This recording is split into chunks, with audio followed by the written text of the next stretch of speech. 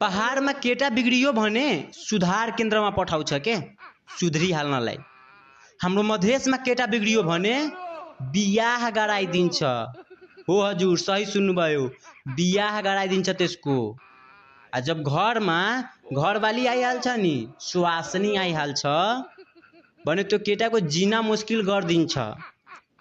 साफा भन्छ रे कोरिया कमाए न जेबे तो खैबे कथी रे। हमारा मेकअप के सामान किने के बा, हमारा भाई के बियाह में जाए के बा, हटले पैसा देवे को होई, खर्चा करेला ढेवा देवे को होई, लोग सके देखावेला हमरा नया नया साड़ी पहने को होई। कहाँ से अतई तू न कमाए जेबे त।